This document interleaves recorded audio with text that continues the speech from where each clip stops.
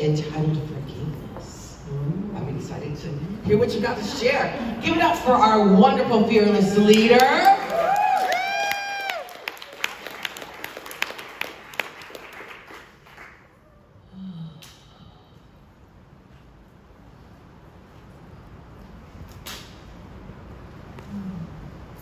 So Jace doesn't realize that I do that, and I do that because of Jace. Every time Jace takes a picture and they say we're taking a picture to send to my mom, he goes. He does heart hands. So I do heart hands to you all. All right. Don't throw it.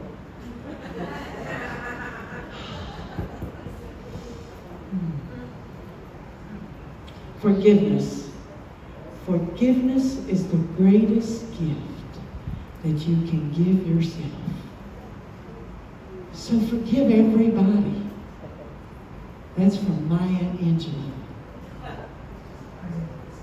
I love Maya Angelou. I know some of you know that. My 6-foot-tall African-American poet sister. Yes. Did any of y'all know Maya Angelou was 6 foot tall? Yes. There's some of us.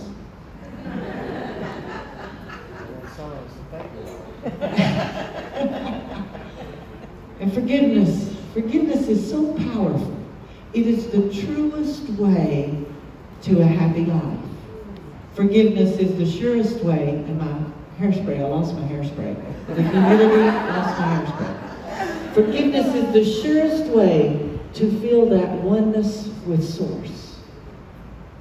When we forgive, we are truly tapping into the alignment of being with Source energy. And forgiveness, it is a decision of the heart and a choice we make free. It's not something anybody can force upon us. It's not something that we just have to do. It's something that has to come from our heart. And it's a choice we make to do, to forgive. So forgive freely, forgive quickly, forgive often. Have you ever been offended and hurt? I think most of us have. And happiness is in the forgiving. Because holding on to a slight, holding on to an offense, no matter how justified, because we can be justified. You know, we can justify all day long that we're going to hold that grudge, that we're going to be upset, that we're going to be angry, that we're going to be mad and sad. We can be justified. But it will keep from you your happy. It will keep from you your joy. And just don't let that happen. It's your choice. You choose. You get to choose. How powerful is that? Powerful. I want you to raise your hand if you feel there is a need for you to forgive someone in your life. Always. See? That's over 80% of the room, maybe 90% of the room. Many of us feel we need to stand strong when we have been offended or done wrong. You know, I'm from Tennessee, and I believe that's a country song. Somebody done somebody wrong. And even as we are offended and we stand strong, are we impervious to the influence of others, to the influences of our community, to the influences of the world? Jesus, the master teacher, taught us to turn the other cheek. Someone slaps you, you turn the other cheek. But turning the other cheek, let me go into the metaphysical equivalence of turning the other cheek. Jesus didn't literally mean if someone comes up and hits you, turn the other cheek. He meant change the energy. Change the energy around that situation. Change the energy. That's the metaphysical equivalence of turning the other cheek. Now there's a new thought. Change the energy. When someone comes at you with negative energy, offending you or hitting you, if you will, give them another energy. They're hitting you with the negative. You swing back with the positive. Or transmute that negative energy to uplifting, affirming, positive energy, and choose to respond. Choose to respond at the highest vibrational energy you are. The highest vibrational energy you can bring. And I say, bring it on. Bring it on. That high vibrant energy. And how do we do that? Through prayer, through study, through meditation, being in community with our tribe. You can evolve yourself. You can ascend yourself.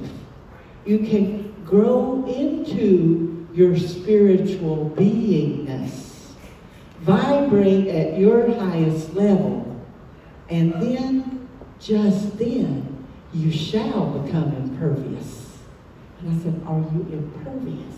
If you are at that highest vibrational beingness, you become impervious. And as you raise your energy, as you raise your vibration, you will live your everyday life more fully, more aligned with Source. Raise your vibration and you dwell in that place of love, peace, and forgiveness. We know the energy we give out returns to us. We've all heard that. What you give, you get. What you're sending out is coming back to you. It's the law of karma. It's a natural law and a spiritual law that we talked about in the Great Invocation. We invoked it, so bring it on. That natural law, that spiritual law. What you give will turn around like a boomerang and come right back at you. You're going to throw it out there and it's going to come right. Have any of you thrown a boomerang before? It's going to come right back at you, so you better be ready. And my Tristan can throw a frisbee like that. He can throw a boomerang frisbee like nobody's ever seen. But like an unwanted package from Amazon, slap that label on it and send it out there. Send it on its way. Return to sender. And when you stand in awareness and truth, you are able to turn and give another energy rather than the energy that may have been directed at you. I know they might be sending something at you that's not good. But you stand in your awareness and in your truth and send back out another energy. Reach for that highest. And maybe that looks like compassion or kindness or peace or empathy. Maybe it looks like prayer, patience, and even love. Do that and you are standing in your awareness. So you can turn the other cheek. Turn the other cheek and radiate energy that is in alignment with Source. That divine energy. That's what's right there.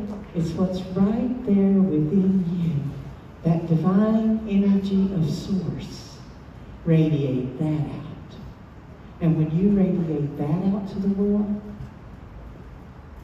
you radiate out forgiveness like that, it's life-changing. I've taught Ho'oponopono workshops for years. Ho'oponopono. Anybody heard of it?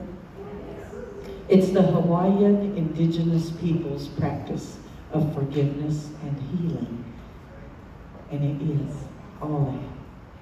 Ho'oponopono, the word means, the phrase means, to make right, to make things right, to put it back into balance. Pono, the root of the word, is the Hawaiian word for balance. Many see and experience Ho'oponopono as a prayer, sung as a mantra. And for some, it's a practice. And it's a way of living in forgiveness. Standing in awareness, living in forgiveness every day. And they use the practice of Ho'oponopono to make them aware, to stand in that awareness. For if we aren't aware, we can't stand in it. Ho'oponopono is simply saying, I'm sorry. Please forgive me. Thank you. I love you. Simple, heart-opening, and profound. Ho'oponopono can be a self-love, self-growth practice, and then it can also be used with others, the loved ones in your life, your family, your spouse, friends, and a group.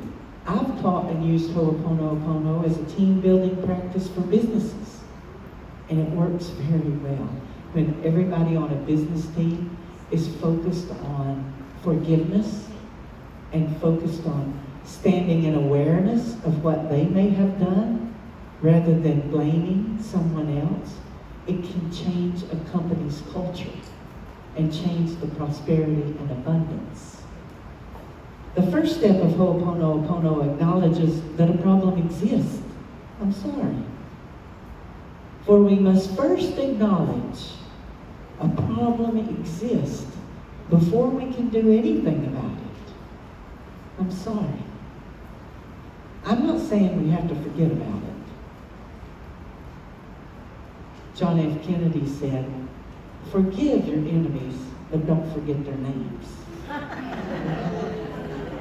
I'm not saying we gotta go there either, but acknowledge it.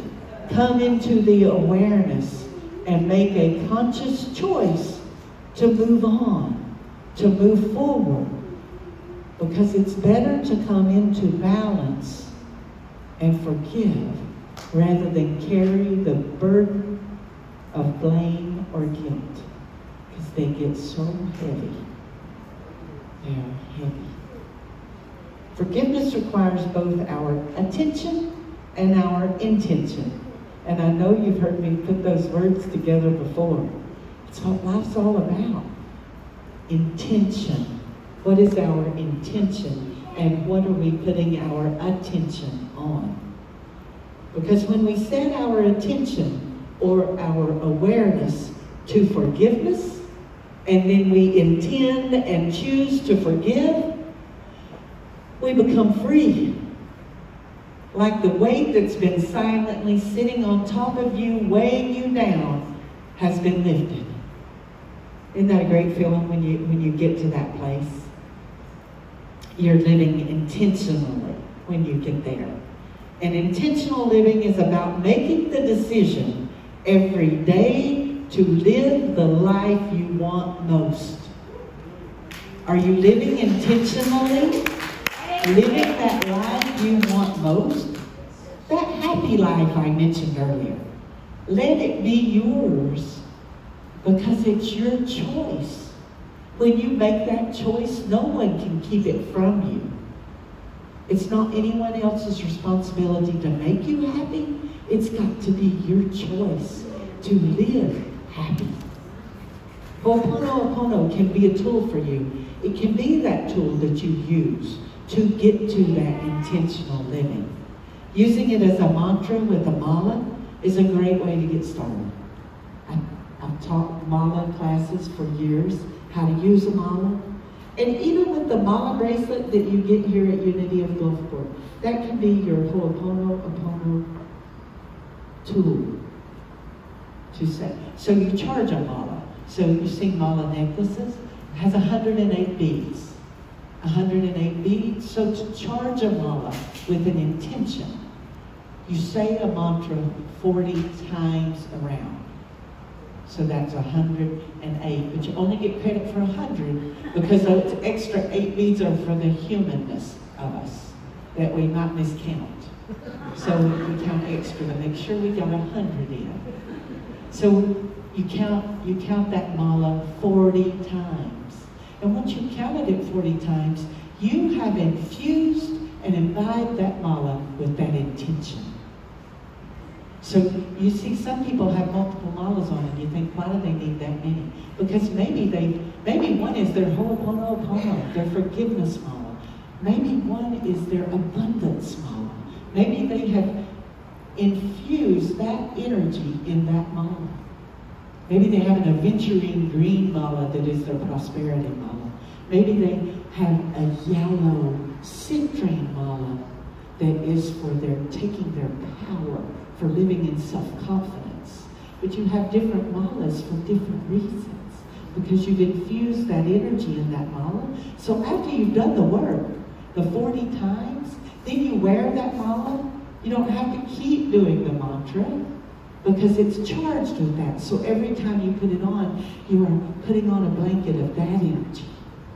So you can also use the bracelet mala. Now these will have anywhere from 22 to 24 stones. So you got to do 4 times around to count as 1 time around. So 4 times 40 you have to do to infuse this with that energy. And it can become your ho'oponopono mala. And you can sit and do it when you're sitting at the weight room. You count each beat. So you say the mantra, and you move to the next beat. You say the mantra and move to the next beat. And say the mantra and move to the next beat. Anytime you find yourself just having that spare time, sit with your mala and say your mantra or your prayer. And maybe it's ho'oponopono, or whatever your mantra is for that day. For as Leslie said earlier, we are spiritual beings having a physical human experience. And when we truly integrate that statement practically into our lives, we change. We become more. We become better. When we allow the truth that we are spiritual beings living a physical human experience, we allow that truth to become the lens we view life through. Our perception changes. Audre Lorde, a self-described Black warrior woman poet, said, "If you can't change reality, change your perception of it." If you can't change reality, change your perception of it. Which goes hand in hand with the quote that is attributed to Wayne Dyer and Gandhi and several others: change your thoughts, change your life. Change your thoughts, change your life. And we can never go back in time and change what has happened. We can, however, gain an awareness. We can acknowledge, and we can change and shift our perception as we choose. So what's your choice? Because it is your choice. And beginning the first step into the journey of forgiveness, that first step of acknowledgement and awareness is so important. Acknowledgement and acknowledging there is a problem when you are offended, or you have offended someone, or someone has hurt you, or you have hurt someone. Acknowledging, I'm sorry. If you bury it, squash it, it's going to build. It's going to fester. That's a good old country word. It's going to fester. And then one day, it's going to erupt like a volcano. And when it does, it'll probably be when you least expect it. You say, I wasn't even thinking that, I wasn't even doing that, but all of a sudden you blow up on the person you are with the most, which is generally your spouse or your life partner, and you don't even know where that came from, and they really don't know where it came from. They're like, what? I just said something about a pillowcase. What are you talking about? Nope. Because it festers, it bubbles up, and then when it erupts, you have no control over it, because it's just going to blow, just like that volcano did. So don't live life by default like that, because that is living life by default. Just letting whatever is going to happen, happen. Live intentionally. You choose. You have the power. You can't keep it bottled up. Because if you bottle it up, those toxins are going to turn you into a toxic sludge. You've got to let it go. I don't want to be sludge. You've got to let it go. Let it go and move into your happy. Become the spiritual being you are meant to be. Because you were not created to live a toxic life. You were created to live in joy and abundance and be fabulous. To be fabulous. And in the Bible, the teachings in Mark says, if you have anything against anyone, forgive them and let it drop. Leave it and let it go. It actually says that in the Bible. Drop it. Leave it and let it go. Drop it. Let it go. And stop talking about it. Stop talking about what they did to you. Don't sing a song about it. Don't write a song about it. Somebody done somebody wrong. I know. Misery surely does love company. We like to get together and talk on. You can't believe what they did to me. Don't do it. Don't do it. Because you're just bringing yourself down into that energy. Turn the other cheek and get up out of that energy and change the energy. Because sometimes we all act like it's our job to keep remembering what somebody did to us, don't we? It's like, yeah, she does that like that's her job to do it. Let it go. Let it go. And in Romans, it says, bless them that persecute you and do not curse them. Even ask God to bless them. Ask God to bless someone who's done you wrong. That'll make you feel good. Ask God to bless them. Ask God to bless them every day. Include them in your prayers and in your meditation. That you are free from that. You are free. And allow God to bless them. Because to bless someone is to speak well of them. To curse them is to speak ill of them. Or to just keep speaking about it all the time. You know, what they did. I said earlier that forgiveness is powerful. It is powerful to be good to someone who has not been good to you. Powerful. It is powerful when you can be good to someone who has not been good to you. Turn the other cheek, metaphysically, by changing the energy around it, changing the energy around you, changing the energy around them. Change the energy about the situation. Stop talking about it. Put that uplifting, positive energy on them and on yourself. And that, my friend, is the secret power of forgiveness. And in closing, I challenge you, especially if you raised your hand earlier when I said you have someone in your life that you need to forgive. I challenge you to start with a clean slate. We are currently right now in a new moon. And some people are writing that it's the black moon because there's also a solar eclipse. So we're in, and it's like 100 times new moon energy. So use that new moon energy. The new moon energy is all about new beginnings, creating new ideas, having a new thought. Let that universal energy help you. Use it. It's there. Just reach out and say, this natural energy that's in the world right now, let me use that to my advantage and change the energy around what you need to forgive. And then again, it's Beltane. It's May Day. Use the laws of nature to help you change the energy. Beltane is an ancient Gaelic tradition where they went out into the fields and lit the bonfires and let the bonfires burn all night long to welcome the sun back into being. And also as a fertility rites for all of their animals that cause their prosperity, that cause them to be able to eat their food through the winter. Because as I told you before, our ancestors used to have to live in nature. We don't have to. We get to choose to. But our ancestors had to live in nature to survive.